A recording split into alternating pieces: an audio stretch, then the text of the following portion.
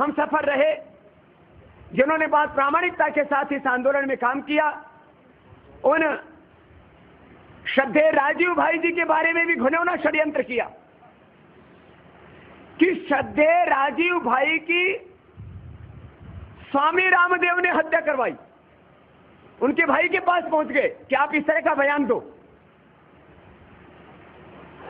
मैंने बाबा रामदेव के ऊपर हत्या के षड्यंत्र की इल्जाम लगाओ, एक वातावरण बनाओ, जैसे कि उस कांग्रेस पार्टी के महासचिव कहते हैं कि बाबा आपराधिक मानसिक प्रवृत्ति का, आपराधिक प्रवृत्ति का व्यक्ति है।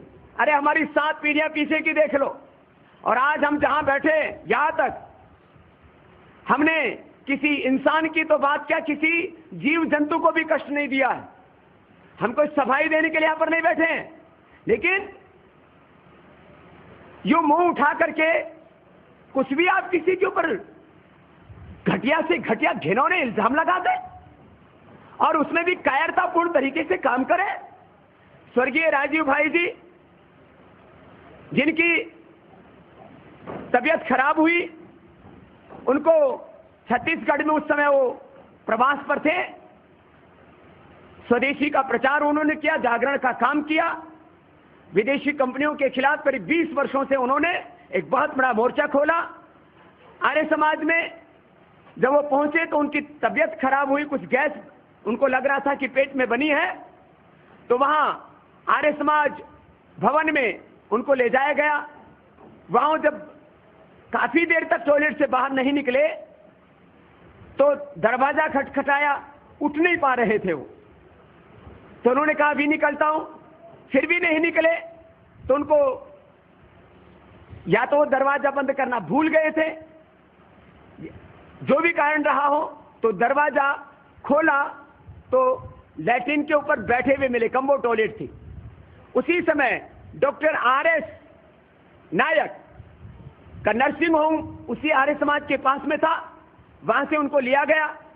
तो डॉक्टर ने जैसे उनको देखा तो बोला इनको माइल्ड हार्ट अटैक आया है लगता है।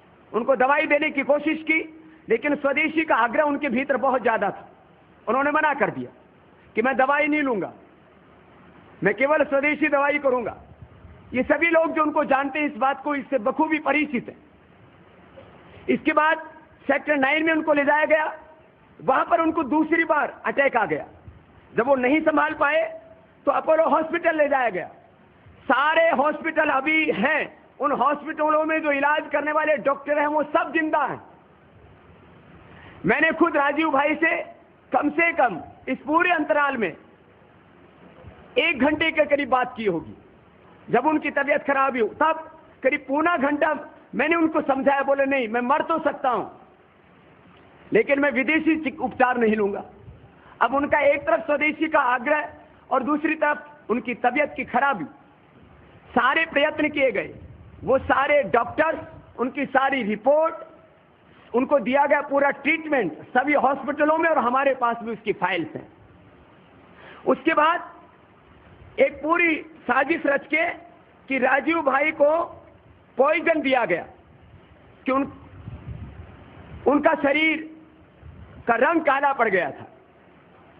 आप सब मेडिकल प्रोफेशन से थोड़े से परिचित हैं, नहीं तो किसी भी एनाटॉमी विभाग से आप खुद भी ये जानकारी हासिल कर सकते हैं। इनको फिर रायपुर मेडिकल कॉलेज लाया गया। जब वहां, जैसे कि मैंने आपको कहा कि सेक्टर 9 में और उसके बाद में अपोलो, वहां पर जो हॉस्पिटल है उसमें जब वहां पर उनकी डेथ हो गई, वहां अपोलो में जब सीवियर अटैक आया उनको बचाया नहीं जा सका, तो इनको रायपुर लाया गया। वहां मुख्यमंत्री, गृह मंत्री, सब लोग उनको अपनी श्रद्धांजलि देने के लिए आए। डॉक्टर रमन सिंह जी, वहां के गृह मंत्री जी, सब लोग और सारे संगठन के लोग हमारे उनके उसी समय से उनके साथ में थे। हमारे वहां के राज्य प्रभारी भाई दया सागर जी और भाई संजय जी से लेकर के, और डॉक्टर रेखा जो हमारी कॉर्पोरेट मेंबर, वो उनके साथ में उसी समय से थे। फार्मेलिन जो 1 लीटर लिक्विड के अंदर 5 लीटर पानी मिलाकर के बॉडी को प्रिजर्व करते हैं, क्योंकि उनको डेकन के एयर जो है एम्बुलेंस से लाया गया था, वहां से हरिद्वार में उनका अंतिम संस्कार करने के लिए।